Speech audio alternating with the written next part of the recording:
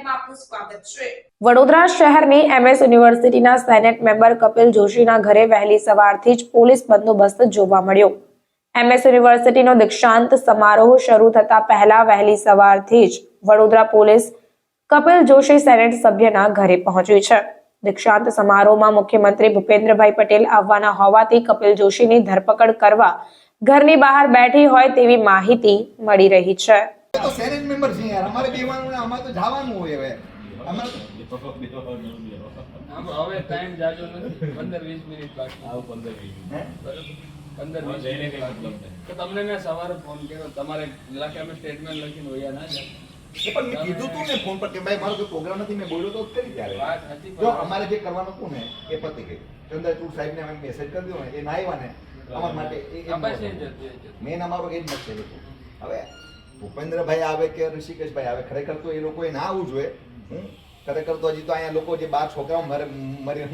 મરી ગયા છે, શિક્ષિકા મરી ગયા, તો એના હજી એની પૂછપરછ કરવાને જતા હવે દીક્ષાંત સમારોહમાં આવે છે એટલે ખરેખર આ તો શરમજનક કહેવાય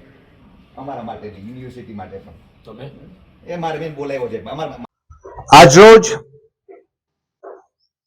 વિશ્વવિખ્યાત મહારાજા સયાજી યુનિવર્સિટીના 72મો જે દીક્ષાંત સમારોહ આજે યોજાવા જઈ રહ્યો છે ત્યારે હું કહેવા માંગુ છું કે જે આ દીક્ષાંત સમારોહના જે મુખ્ય અતિથિ તરીકે chief justice of India doctor D Y Chandrachud સાહેબને જે અહીંયા બોલાવવામાં આવ્યા હતા એ ખરેખર ગર્વની અને સારી વાત કહેવાય। પણ વાત હાલના આપણા જે કુલપતિ છે પ્રોફેસર વિજયકુમાર શ્રીવાસ્તવની જે કુલપતિ તરીકેની જે નિમણૂકો છે એ યુજીસીના ધારાધોરણ મુજબ નથી અને એની નિમણૂક આજની તારીખમાં યુનિવર્સિટીના એક શિક્ષકે હાઈકોર્ટની અંદર એક પિટિશન દાખલ કરેલી છે। એટલે એ બહુ શરમની વાત છે કે આવા વાઇસ ચાન્સલરો આવી વિશ્વવિખ્યાત યુનિવર્સિટીના કુલપતિ જે સરકારની જી હજૂરી કરીને બેસી જાય ત્યારે આવા મુખ્ય અતિથિ તરીકે જ્યારે કોન્વોકેશનમાં આવવાના હોય ત્યારે એ લોકોને સાચી માહિતી આપવી એ મારી ફરજમાં બને છે। ત્યારે 1 ફેબ્રુઆરીએ બપોરે ચીફ જસ્ટિસ ઓફ ઇન્ડિયાને મેં મેલ મારફતે જાણ કરેલી કે હાલના કુલપતિ શ્રીની ઉપર કેસ દાખલ થયેલો છે અને એની જે નિમણૂક છે એ યુજીસીના ધારાધોરણ મુજબ નથી થઈ, એ ગેરકાયદેસર થઈ છે। ત્યારબાદ મને લાગે છે કે આજે દીક્ષાંત સમારોહમાં આપણે ચીફ જસ્ટિસ ઓફ ઇન્ડિયા જે મુખ્ય અતિથિ તરીકે આવવાના હતા એ નથી આવ્યા અને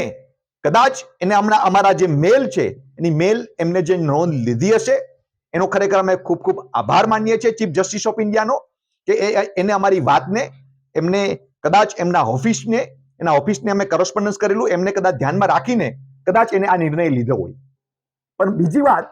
કે આજે અમે ચૂંટાયેલા સેનેટ મેમ્બર જ્યારે ગુજરાતના મુખ્યમંત્રી આવતા હોય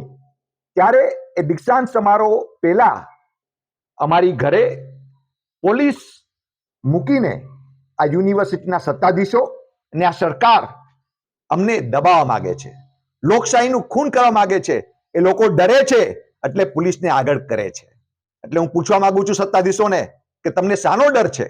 તમે એટલા દૂધના ધોયેલા હોય તો અમારા જે સેનેટ મેમ્બરને ખરેખર તમારે ઇન્વિટેશન આપીને તમારે બોલાવવા જોઈએ, ના કે પોલીસને જાણ કરી ને અમારી ધરપકડ કે અમને ડિટેન અમને નજરકેદ કરો। એ ખરેખર એ